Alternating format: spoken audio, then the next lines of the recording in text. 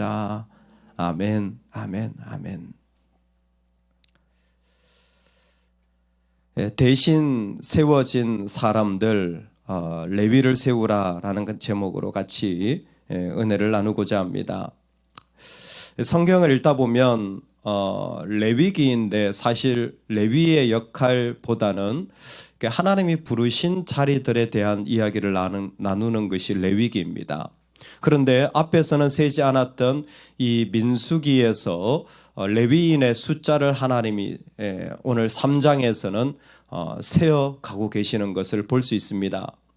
여러분, 기본적으로 이스라엘은 20세 이상 된 자들을 숫자를 카운팅을 합니다. 왜 그러냐면 다 군사 요원이어야 되기 때문이었습니다.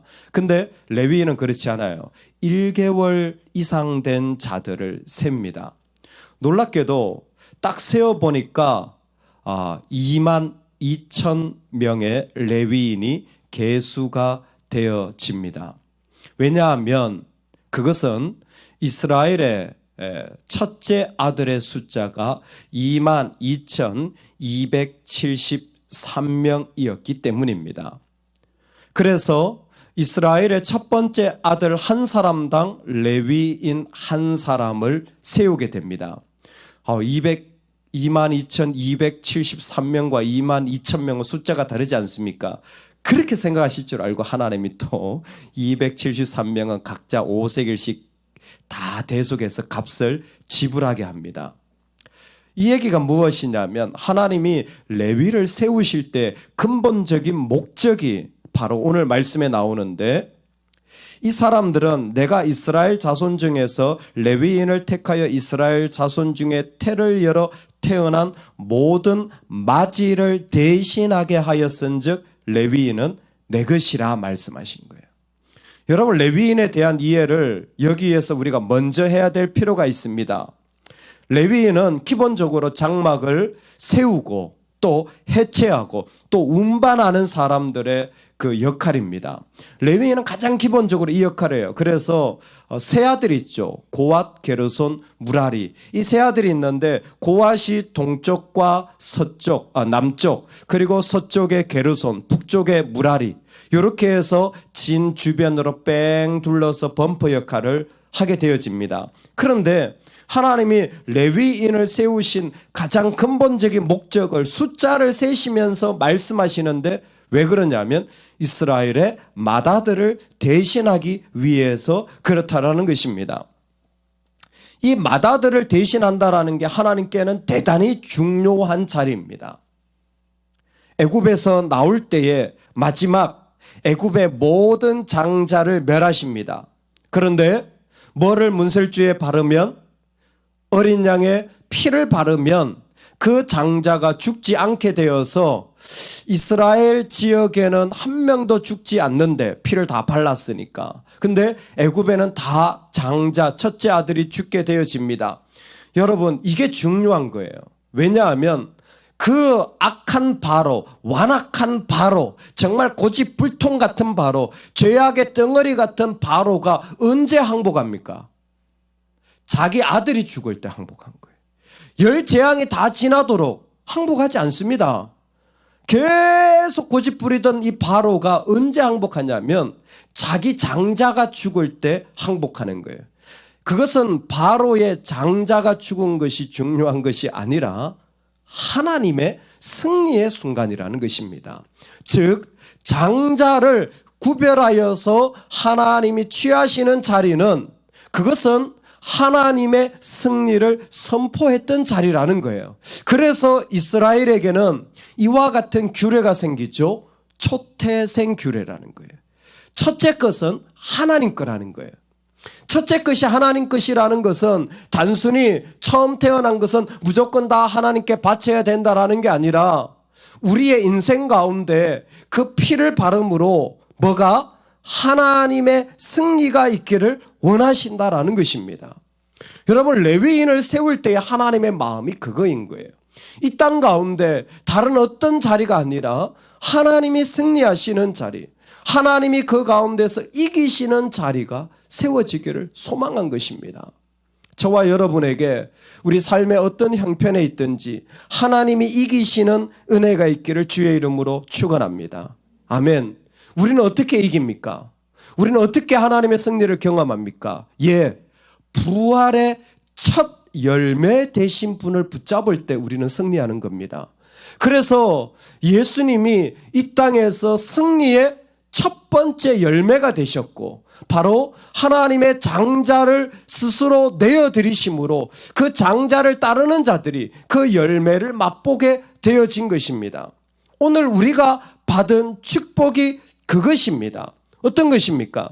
이 땅에서 예수 그리스도를 믿는 자들이 바로 제사장이 되고 레위가 되어지는 거예요.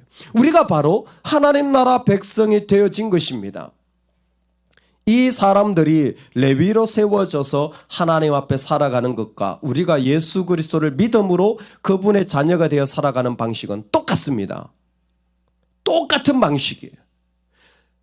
어떤 방식이냐면 내 아들을 하나님께 드리는 방식입니다.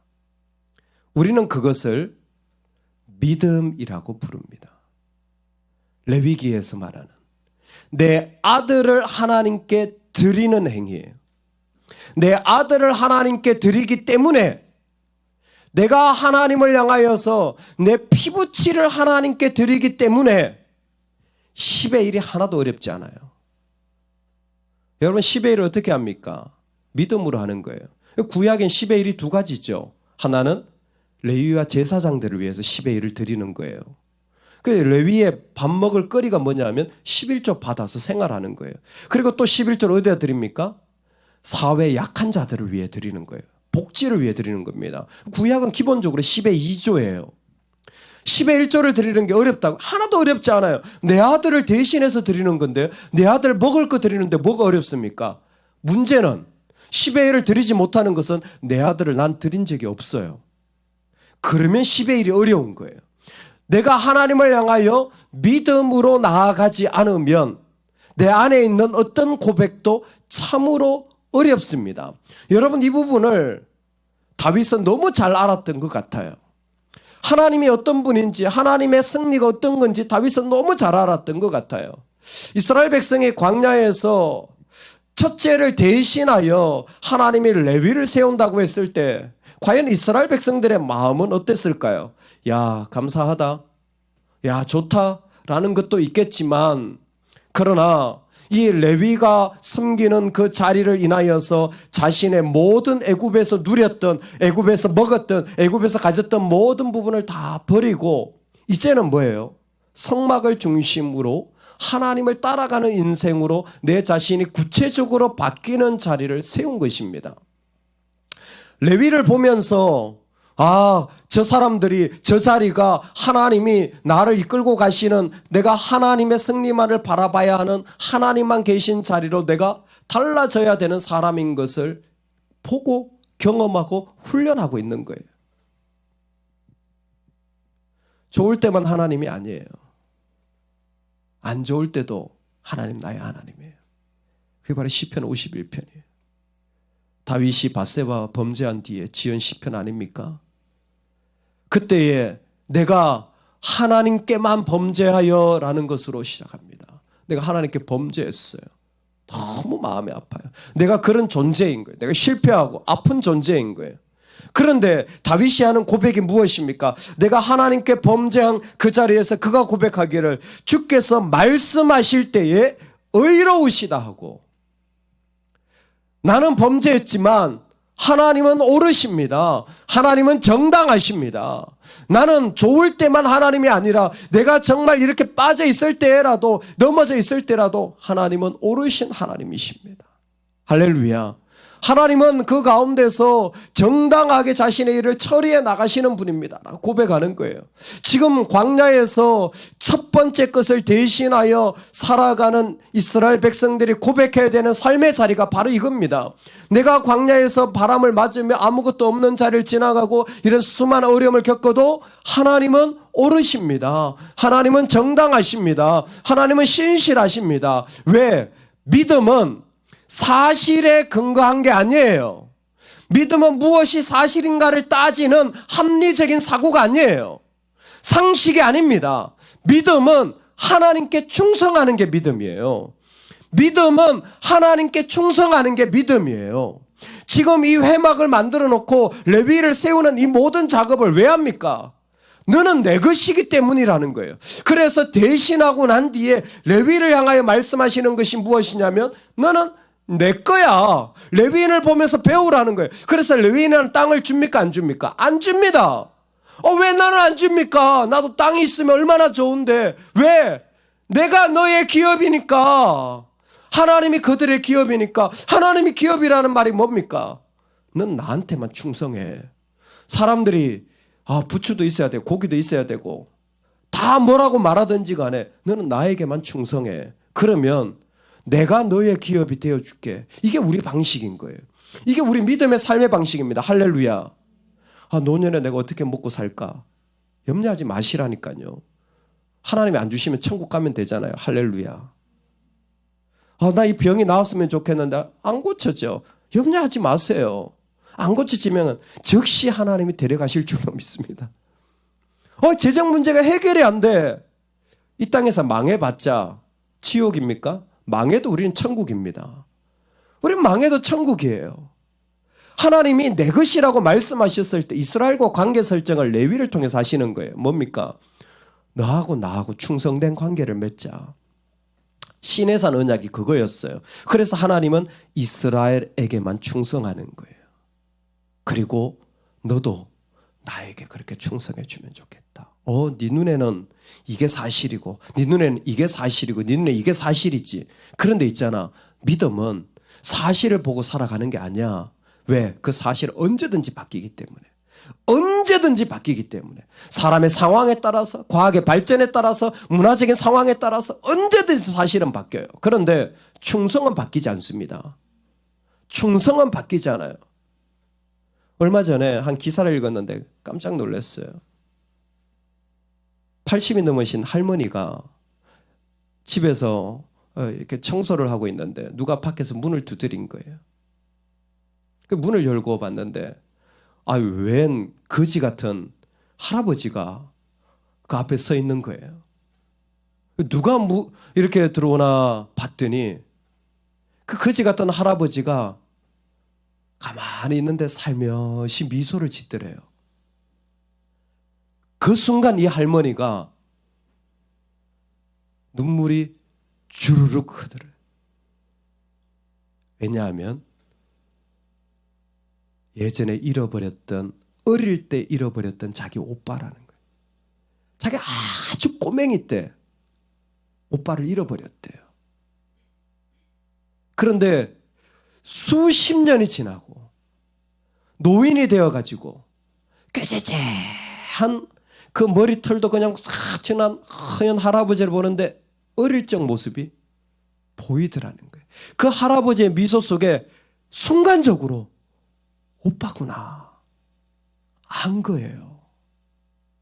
제가 그 기사를 보면서 그렇지, 피부치 참 무섭다. 아마 그렇게 알아볼 수 있을 거야. 여러분, 우리가 이 땅에 살아가는데 이 세상에서 우리가 그렇게 하나님을 알아볼 사람들 아닙니까? 이 세상에서 우리가 그렇게 하나님을 바라볼 사람들 아닙니까? 우리가 그렇게 세상 사람 누구라 그래도 우리가 세워진 사람들 아닙니까? 하나님은 옳으십니다. 하나님 맞습니다. 내 문제가 해결 안 됐는데 그래도 괜찮아요. 나는 여전히 힘들었는데 이 문제가 언제 해결될지 몰라요. 그래도 하나님은 찬송받게 합당합니다. 그래서 난 찬송하는 자리에 나가는 거예요. 그래서 난 기도하는 자리에 나가는 거예요. 내 속이 막 시끄러워 다 뒤집어져도 그래도 난 하나님 너무 좋아요. 왜? 하나님 그렇게 합당하신 분이니까. 저는 레위를 보면서 느껴지는 게 하나 있어요. 레위가요 원래 문제아입니다. 얘들이 원래 제사장 그룹이나 이런 성막 옮기는 애들이 아니에요. 아시잖아요. 창세기에 보면요, 얘들이 디나 사건으로 말미암아 잔해하는 기계라 그랬잖아요. 얼마나 성질이 못됐고 아주 그냥 잔인한 애들이에요. 그런데 언제 그 금송아지 사건 때 모세 편에 딱 서가지고 하나님 편에 설 자는 오라 그랬더니 레위가 착 오잖아요. 레위뿐입니까?